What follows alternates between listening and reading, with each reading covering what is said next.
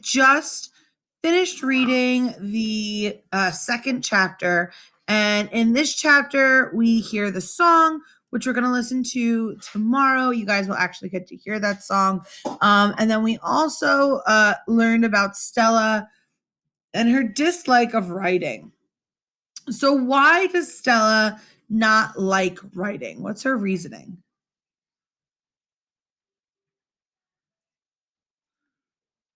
Why doesn't she like writing? Does it come easily to her? No, right? It definitely does not come easy to her. Hey, Will, thanks for joining us. So we see now she's kind of been assigned this opinion um, essay that's 2 pages. She's not very happy about it.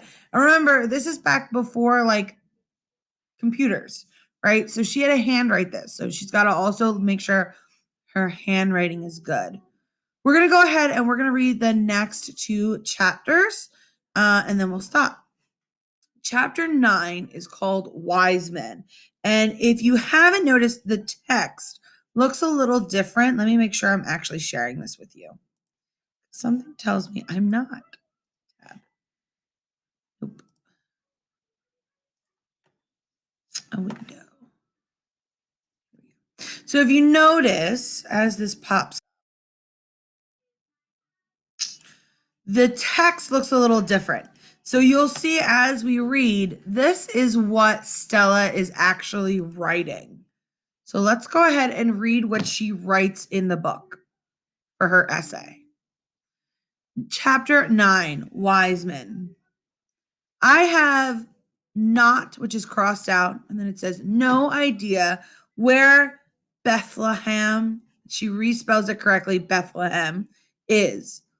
I guess the wise men must have been pretty wise to find out. When the baby Jesus was born, there was a bright light in the sky. It was a good star. The preacher says the king and the wise men chased it. So you could see first she tried to spell followed. She couldn't figure out how to spell it correctly, so she changed the word to chased. Last night, me and Jojo saw a fire that lit up the dark. It was not a very bad sign. I'm sorry, it was not a not good, very bad sign. Scary. No angels showed up in the sky, and nobody sang any pretty carols. The only wise men I saw were in my mama's kitchen. Stella could think of nothing more to say. She frowned. She started to raise her hand to ask for help, but Mrs. Grayson was busy with the 3rd graders, who seemed to be having no trouble at all with their writing projects. Dunce. She ripped the page out of her notebook, balled it up, and put her head down on her desk. When Mrs. Grayson stopped by to check on Stella with a gentle hand on her shoulder, Stella mumbled something about a stomach ache, and the teacher left her alone for the rest of the afternoon. Stella never finished her assignment. It stopped. Can you start it up? So how did Stella feel while she was writing this assignment? Was this easy for her? Yeah. Have you guys ever kind of felt similar to Stella when you were trying to write things?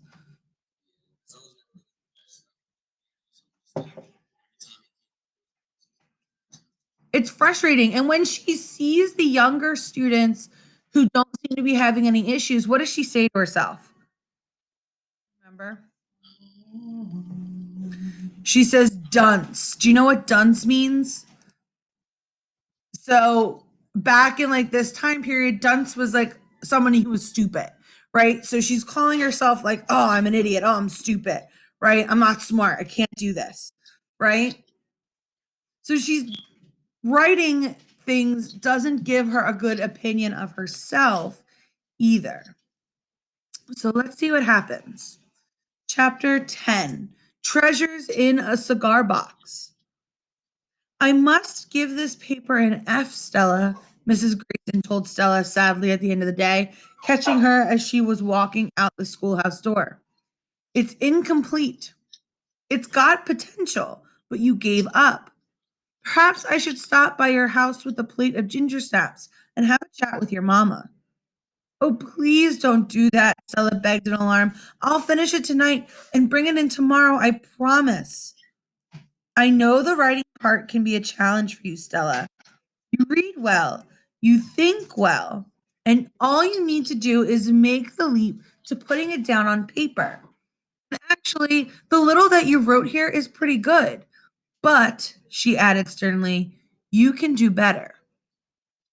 Wishing a hole big enough to swallow her would appear in the floor, Stella couldn't look at the teacher. Yes, ma'am, she mumbled. Try this, Stella.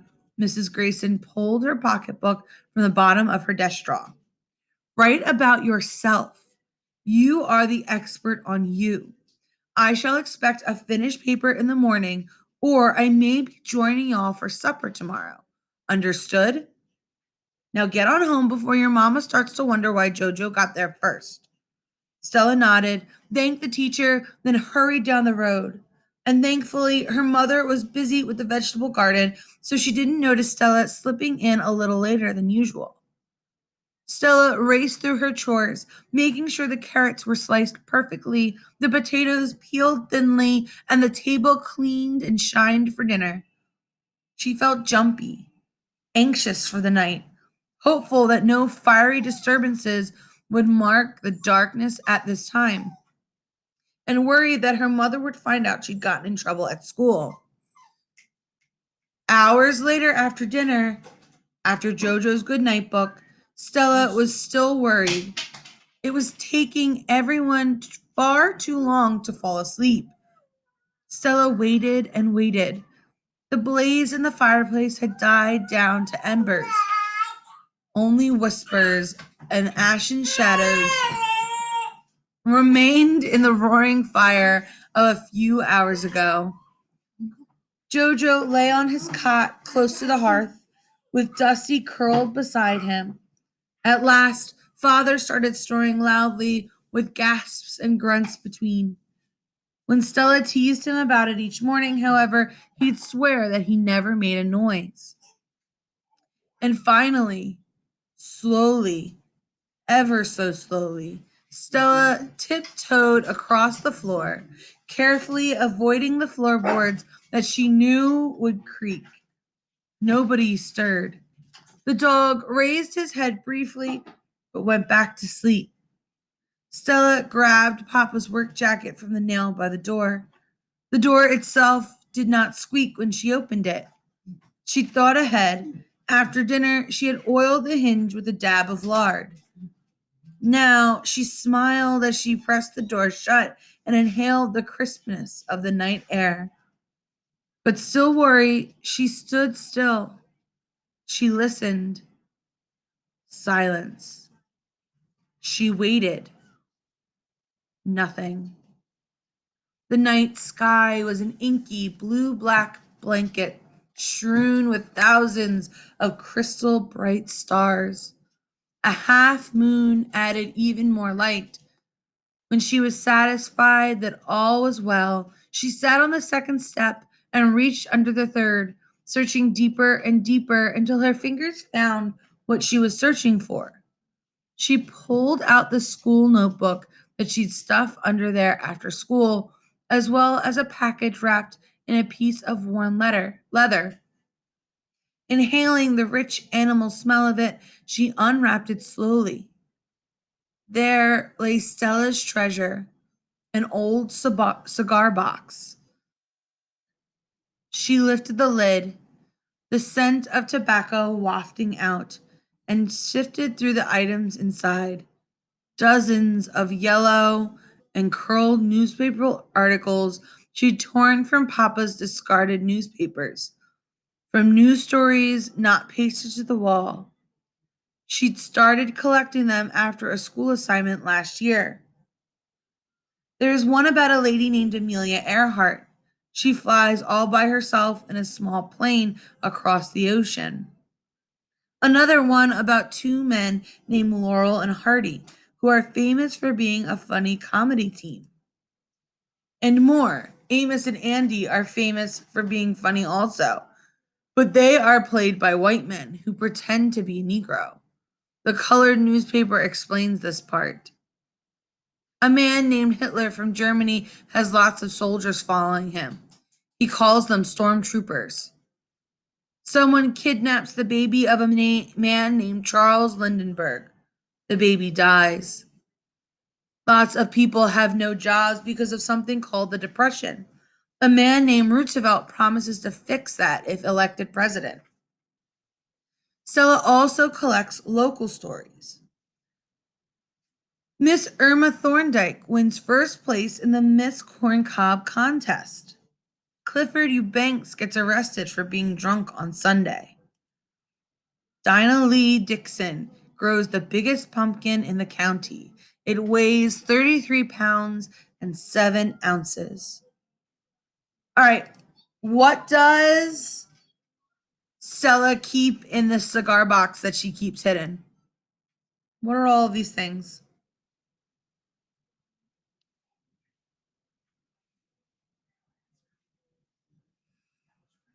Oh, I put his outfit on the back of the couch. What are all of these things that she's kept? Yes.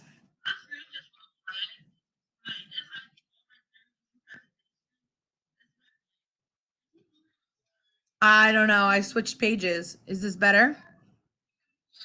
Okay. So what does she have hidden? These are all different what? Types of what articles? Highlight it for you. What are they? Exactly. They're newspaper articles. And she has a couple different types, right? Some of them she has are about the world, right, at large. So we hear about Amelia Earhart, Laurel and Hardy, who are a famous comedy team, Hitler, Charles Lindbergh. So his baby, he was a pilot. His plane, his child was famously kidnapped, and he was um they like basically asked for ransom, found out that the child was dead after they gave them the money. We hear about the Depression. We also hear about this other funny group, Amos and Andy, but they're white men who pretend to be Negro. What does that mean? White men who are pretending to be black. What do we call that? Does anybody know? Yes, blackface. So remember when we were learning about um, Jim Crow laws and we did a bunch of that background knowledge, we heard about minstrel shows, right? That's what a minstrel show was. It was blackface. It was white comedy actors who would dress up, they would darken their skin, right? And then they would basically do like a bunch of these like overt caricatures of what they wanted to think black people were, right? So they were not, they acted very dumb, not very intelligent. They did very crazy, outlandish things. And that turned into this really negative perception about black people. So it was a way, remember when we talked about Jim Crow laws, it's a way to control this group of people who were once slaves who are now free. So this was a way that they were controlling. So we can see that even Stella, who lives in this small town, even she knows about kind of this thing that's going on. We also see that she is talking about local stories, right? So things that happen locally within her area. So Miss Irma Thorndike, who becomes Miss Corncob, Dinah Lee Dixon grows the biggest pumpkin, right? They're in North Carolina. It's a farming community. So things mostly related to farming. So let's go ahead. We're going to keep reading. I'm going to pick up here. The world she had found was so much bigger than Bumblebee and so much more exciting. Stella set the clippings aside and began flipping through a couple of pages of the notebook from school, frowning. She just couldn't seem to get it right, this writing thing. She did most of her homework with Jojo at the kitchen table, but she practiced her writing at night. She didn't want her family to know how she messed up.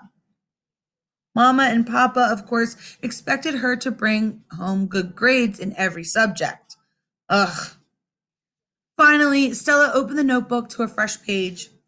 Taking an idea from her father's newspaper that morning, she wrote just one word on the page: truth. The whole rest of the page was an ocean of white. Double ugh. She chewed on the pencil. She made curlicues on each of the letters of truth. Then she made a decision. If she was going to really write with honesty, she ought to start, like Miss Grayson said, with herself. She gripped the pencil so tight it made a mark on her middle finger. It took 5 tries to get it right. 5 balled up sheets of paper. 5 pages of anger and mess ups and erasures. When she finished, she rubbed her eyes, sleep begging to creep in. She read it over one last time, not really satisfied, but it was the truth, even if it still had some scratch outs. We're not going to read that yet. We're going to stop there for today. So, what does Stella do at the end of this chapter? What does she decide to write about? What's her topic?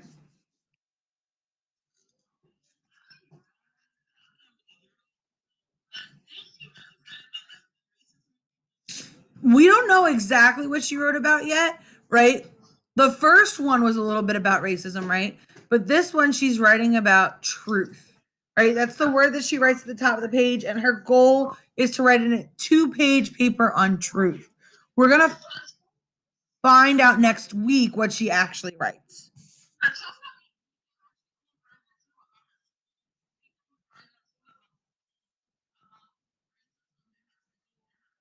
Right.